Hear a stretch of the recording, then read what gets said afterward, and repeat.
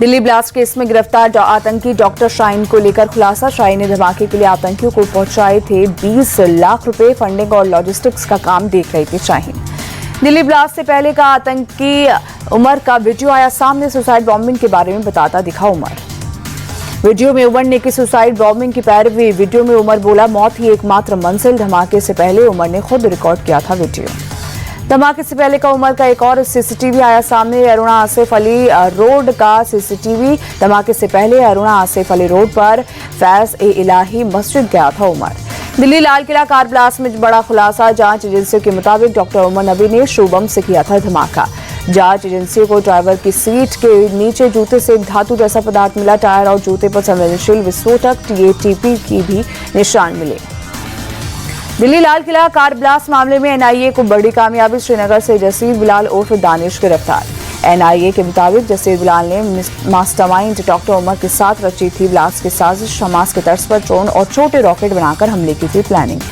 NIA के पूछताछ में जसीर बिलाल ने किया खुलासा। ड्रोन में कैमरा और बैटरी के साथ छोटे बम लगाने की थी तैयारी। भीड़भाड़ वाली जगह या सुरक्षा ठिकानों को टारगेट करने का था प्लान। अल-फलाह विश्वविद्यालय के ओखला कार्यालय पर रेड। दिल्ली आतंकी विस्फोट मामले में ईडी की छापेमारी। दिल्ली के ओखला दफ्तर के अलावा 25 ठिकानों पर छापेमारी। अल-फलाह यूनिवर्सिटी से जुड़े ट्रस्टियों और दूसरे लोगों के यहां रेड।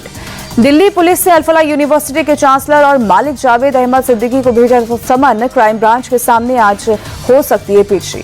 अल-फलाह यूनिवर्सिटी के चांसलर का भाई हैदराबाद से गिरफ्तार। 25 साल से फरार था हमूद सिद्दीकी। धोखाधड़ी और ठगी का आरोप। काउंटर इंटेलिजेंस कश्मीर की बड़ी कार्रवाई। श्रीनगर, अनंतनाग, कुलगाम समेत कई जगहों पर मारी रेड। दिल्ली आतंकी विस्फोट पर बोले कांग्रेस नेता प्रमोद तिवारी, हमने आतंकवाद के लिए अपना सब कुछ लुटाया है। किसी भी परिस्थिति में आतंकवाद को जस्टिफाई नहीं किया जा सकता। कानपुर में डिजिटल अरेस्ट का नया मामला आया सामने। दिल्ली ब्लास्ट का हर डर दिखाकर एक महिला से 6,66,000 रुपए की ठगी को अंजाम दिया। पुलिस के मुताबिक खुद को एटीएस अधिकारी बता रहे ठगों ने महिला का मोबाइल नंबर दिल्ली ब्लास्ट से जुड़ी आतंकी गतिविधियों में ट्रेस होने का दावा कर पैसे लिए। शिमला के संजौली मस्जिद में नमाजियों को जाने से रोकने के बाद विवाद बढ़ा। मस्जिद के बाहर जुटी संजौली की स्थानीय महिलाएं। मौके पर कानून व्यवस्थाएं बनाए रखने के लिए पुलिस की तैनाती। एमसी आयुक्त की अदालत ने मस्जिद में हुए निर्माण को बताया गया। बिहार में करारी हार और ऊनी विवाद के बावजूद आरजेडी विधायक दल के नेता चुने गए तेजस्वी यादव। आरजेडी की समीक्षा बैठक में लालू यादव ने किया ऐलान। आरजेडी समीक्षा बैठक में लालू यादव ने किया साफ, पार्टी आने वाले दिनों में तेजस्वी के दिशा निर्देश पर ही अपनी राजनीति सफर तय करेगी। समीक्षा बैठक में आरजेडी ने हार के लिए ईवीएम को ठहराया जिम्मेदार। चुनाव आयोग के रवैये को बताया पक्षपातपूर्ण। वोट चोरी के आरोपों पर उपेंद्र कुशवाहा का पलटवार। कहा, आरजेडी वाले अब भी होश में नहीं आए हैं, इनका भगवान ही मालिक है। विपक्ष का नेता चुने जाने पर तेजस्वी यादव को कांग्रेस नेता सुरेंद्र राजपूत ने दी बधाई। कहा, यह जनादेश नहीं ज्ञानादेश है। अगर ये जनादेश होता तो सत्ता पक्ष के नेता होते तेजस्वी। बिहार चुनाव में आरजेडी की हार के बाद घमासान तेज। पटना में राबड़ी आवास के बाहर आरजेडी कार्यकर्ताओं का प्रोटेस्ट। छपरा से आए कार्यकर्ताओं ने संजय यादव के खिलाफ नारेबाजी की। बिहार में 20 नवंबर को नई सरकार को होगा गठन। केंद्रीय मंत्री गिरिराज सिंह बोले, मुख्यमंत्री का नाम पहले से तय है। हम पार्टी के अध्यक्ष संतोष सुमन बोले, नीतीश के नाम पर सभी दल सहमत। राजस्थान के डिप्टी सीएम दिया कुमारी ने रोहनियाचार्य के बयान पर कहा, उनके साथ जो हो रहा है वो बहुत दुर्भाग्यपूर्ण है। राबड़ी देवी के भाई सुभाष यादव भांजे तेजस्वी पर भड़के। कहा, अहंकार की वजह से हार और परिवार टूटा। लालू परिवार में बेटी रोहिणी का अपमान हुआ। एसआईआर पर पश्चिम बंगाल विधानसभा में नेता प्रतिपक्ष शुभेंदु अधिकारी ने कहा, फायदा देशभक्तों को ही होगा। शुभेंदु अधिकारी का बयान, बोले एसआईआर हमारी मतदाता सूची को शुद्ध करना है। कहा, बंगाल में अवैध मतदाताओं से वोटिंग टीएमसी करती है। बीजेपी नेता दिलीप घोष ने टीएमसी सरकार पर लगाया बड़ा आरोप। कहा, टीएमसी सरकार में नौकरियां बेचने की है प्रथा। गोरखपुर के गोरखनाथ मंदिर परिसर में जनता दर्शन कार्यक्रम। सीएम योगी ने लोगों की समस्याएं सुनी। मध्य प्रदेश के मुख्यमंत्री मोहन यादव ने मुख्यमंत्री आवास पर की बैठक। सिंगल्स 2028 की तैयारियों को लेकर चर्चा। बैठक में किसान संघ के प्रतिनिधियों समेत कई बड़े अधिकारी रहे मौजूद। सिंगल्स लैंड पुलिंग नोटिफिकेशन पर भी चर्चा।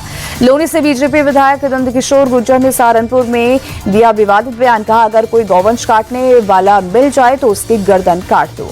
नंदकिशोर गुर्जर ने किया दावा, लखनऊ में किसी की हैसियत नहीं कि मेरी बात को काटे। मुख्यमंत्री की जितनी चलती है उससे कम तुम्हारे भाई की भी नहीं चलती। देहरादून में पूर्व एमएलए के बेटे की गुंडागर्दी पर एक्शन। कुंवर प्रणव सिंह चैंपियन के बेटे पर एफआईआर। जांच तेज, आर्म्स एक्ट की धाराएं, हथियार लाइसेंस निरस्त कर एक्शन। पूर्व एमएलए के बेटे ने लैंड क्रूजर से पिछाकर कार सवार लड़की की पिटाई की थी। लड़के पर पिस्तौल तानी, डंडे से पीटा, लात घूंसे बरसाए। महाराष्ट्र के भिवंडी में लगातार दूसरे दिन बुलडोजर एक्शन। मेट्रो 5 प्रोजेक्ट को लेकर चल रहा है बुलडोजर।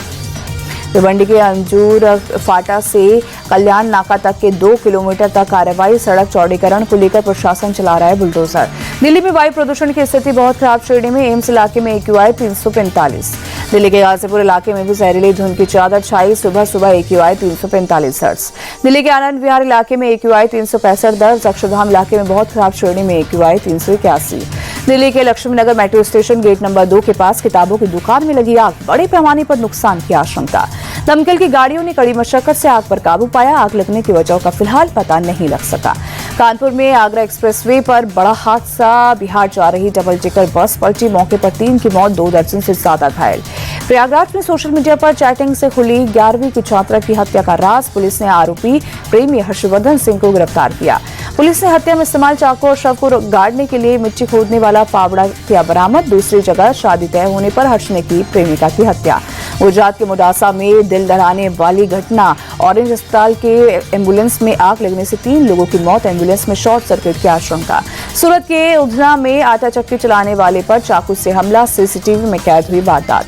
वडोदरा में उधार में सिगरेट नहीं देने पर दुकानदार पर हमला। सीसीटीवी के आधार पर पुलिस ने शिकायत दर्ज कर जांच शुरू की। भुवनेश्वर में पुलिस की बड़ी कार्रवाई। 400 ग्राम ब्राउन शुगर के साथ एक शख्स को किया गिरफ्तार। पुलिस कमिश्नर सुरेश देवदत्त सिंह ने बताया, हथियार और ड्रग्स के खिलाफ ओडिशा में पिछले कई महीनों से चलाया जा रहा है अभियान। राजस्थान के माउंट आबू में कड़ाके की ठंड। शून्य से नीचे पहुंचा तापमान। गाड़ियों पर जमी बर्फ की परत। राजस्थान के बीकानेर में भारत और ब्रिटेन की जॉइंट मिलिट्री एक्सरसाइज। 200 से ज्यादा जवानों ने हिस्सा लिया। केरल में वार्षिक मंडला मकरविलक्कू तीर्थ यात्रा का भव्य आयोजन। बड़ी संख्या में सबरीमाला मंदिर में जुटे श्रद्धालु।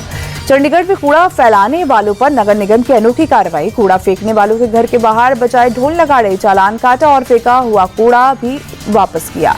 भारत में लॉन्च 2026 कावासाकी Z1100 कंपनी ने भारत में बाइक की कीमत 12,79,000 रुपए रखी। Hero Xtreme 160R4V combat edition reveal. Cruise control वाली भारत में पहली 160cc बाइक। वहीं 1,35,000 हो सकती है बाइक की कीमत। टैरिफ के बाद भारत अमेरिका के बीच पहली डील। जरूरत की 10% गैस अमेरिका से खरीदेगा भारत। यूएस ने भारत के चाय, कॉफी, मसालों से 50% टैरिफ हटाया। $1 बिलियन के एग्रीकल्चर एक्सपोर्ट को भी मिलेगी राहत। बांग्लादेश में पूर्व पीएम शेख हसीना और पूर्व गृह मंत्री असदुज्जमान खान को फांसी की सजा सुनाए जाने के खिलाफ आज देशव्यापी बंद। शेख हसीना की पार्टी अवामी लीग ने किया बंद का आह्वान। अवामी लीग के नेता जाकिर कबीर नानक ने बांग्लादेश के इंटरनेशनल क्राइम्स ट्रिब्यूनल के फैसले का किया विरोध। कहा, बांग्लादेश की जनता इस फैसले को मंजूर नहीं करती है और यूनुस सरकार को गिराने तक हमारा आंदोलन जारी रहेगा। बांग्लादेश की पूर्व पीएम शेख हसीना ने इंटरनेशनल क्राइम्स ट्रिब्यूनल के फैसले को पक्षपातपूर्ण और राजनीति से प्रेरित बताया। कहा, यह फैसला कैसे ट्रिब्यूनल ने दिया है जिसे गैर निर्वाचित सरकार चला रही है। इंटरनेशनल क्राइम्स ट्रिब्यूनल के फैसले के बाद बांग्लादेश में प्रोटेस्ट। शेख हसीना के सपोर्टर्स और विरोधी आमने सामने। जगह जगह हुई आगजनी, तोड़फोड़ और पत्थरबाजी। बांग्लादेश की राजधानी ढाका में सुरक्षा बढ़ी। पुलिस, पैरामिलिट्री और आर्मी तैनात। बांग्लादेश की अंतरिम सरकार की मांग, शेख हसीना को भारत हमारे हवाले करे। पूर्व पीएम शेख हसीना को हुई फांसी की सजा के बाद के हालात पर भारत की सरकार की नजर। विदेश मंत्रालय ने कहा, बांग्लादेश की शांति और लोकतंत्र के लिए भारत प्रतिबद्ध। बांग्लादेश के इंटरनेशनल क्राइम्स ट्रिब्यूनल ने पूर्व पीएम शेख हसीना को 1400 आंदोलनकारियों की हत्या का दोषी करार दिया। कहा, शेख हसीना का अपराध मानवता के खिलाफ। शेख हसीना को मौत की सजा सुनाए जाने पर दिलीप घोष बोले, ये ना तो बांग्लादेश के लिए और ना ही हमारे लिए अच्छा है। बांग्लादेश के पूर्व गृह मंत्री असदुज्जमान खान को भी ट्रिब्यूनल ने दोषी करार देते हुए फांसी की सजा सुनाई। सरकारी गवाह बने पूर्व आईजीपी चौधरी अब्दुल्ला अल ममून को 5 साल की जेल। राजस्थान के उप मुख्यमंत्री दिया कुमारी का बयान। बोली, सांसद खेल महोत्सव में बहुत बड़ी संख्या में युवा हिस्सा ले रहे हैं। भारतीय कप्तान शुभमन गिल का साउथ अफ्रीका के खिलाफ दूसरा टेस्ट खेलने में सस्पेंस बरकरार। गिल टीम के साथ गुवाहाटी नहीं जाएंगे। सनराइजर्स हैदराबाद ने कप्तानी में नहीं किया बदलाव। लगातार तीसरे सत्र में पैट कमिंस की संभालेंगे कमान। श्रीलंकाई कप्तान चरित असलंका और 23 गेंदबाज असित फर्नांडो बीमारी के कारण श्रीलंका लौटेंगे। दानु शनाका और पवन रत्नायके टीम में शामिल। कर्नाटक राज्य क्रिकेट संघ ने उम्मीदवारों की पात्रता में असमंजस के चलते चुनावों को स्थगित किया। वहीं पूर्व गेंदबाज वेंकटेश प्रसाद ने फैसले पर ऐतराज जताया। वेंकटेश प्रसाद ने कहा, हम राजनीति करने नहीं आए हैं। हमारा मक्सद इंटरनेशनल और आईपीएल मैच चिन्नास्वामी स्टेडियम में करवाना है। डैरेन मिशेल का वेस्टइंडीज के खिलाफ दूसरे वनडे में खेलना संदिग्ध निकोलस को कवर के तौर पर बुलाया गया। बतौर हेड कोच राजस्थान रॉयल्स में कुमार संगकारा की वापसी राहुल द्रविड़ की जगह पर पद संभालेंगे। विमेंस प्रीमियर लीग के चौथे सीजन की शुरुआत 7 जनवरी से होगी। फाइनल 3 फरवरी को खेला जा सकता है। टूर्नामेंट के शुरुआती लीग मैच मुंबई के जीवाई पाटिल स्टेडियम में खेले जा सकते हैं। बाकी मैचों के लिए बड़ौदा को चुना गया है। विमेंस प्रीमियर लीग टूर्नामेंट का पहला मेगा ऑक्शन 27 नवंबर को दिल्ली में होगा। सभी फ्रेंचाइजी को 18 खिलाड़ियों की टीम बनाने की अनुमति होगी। विश्व कप फाइनल्स में भारतीय मुक्केबाजों का दबदबा। हितेश गुलिया ने पूर्व विश्व चैंपियन जापान के सेवोन ओकाजावा को हराया। जॉन विजेंदर ने फ्री स्टाइल स्केटिंग में 6 नए गिनीज वर्ल्ड रिकॉर्ड हासिल किए। सबसे कम उम्र में सर्वाधिक 11 गिनीज वर्ल्ड रिकॉर्ड अपने नाम कर रचा इतिहास। गुरप्रीत सिंह विश्व निशानेबाजी चैंपियनशिप में जीता रजत पदक। यूक्रेन के निशानेबाज ने गोल पर साधा निशाना। समर डेफ ओलंपिक्स में भारतीय निशानेबाजों का शानदार प्रदर्शन जारी। अनुया प्रसाद ने गोल्ड और प्रांजलि प्रशांत धूमल ने सिल्वर मेडल जीता। पीएम मोदी ने एशियाई चैंपियनशिप में तीरंदाजी टीम को सर्वश्रेष्ठ प्रदर्शन के लिए बधाई दी। एक्स पर लिखा, भारतीय टीम ने 6 गोल्ड समेत 10 पदक जीते और रिकर्व पुरुष वर्ग में 18 साल बाद ऐतिहासिक गोल्ड जीता। अर्जुन एरिगेसी ने फिडे शतरंज विश्व कप के क्वार्टर फाइनल के पहले मैच में चीन के वेई के खिलाफ ड्रॉ खेला। एरिगेसी ने 31 सालों में वेई को बराबरी पर रोककर भारत का परचम लहराया। भारतीय पुरुष हॉकी टीम सुल्तान अजनाल शाह कप 2025 के लिए बेंगलुरु से मलेशिया रवाना। 23 से 30 नवंबर तक प्रतियोगिता का होगा आयोजन।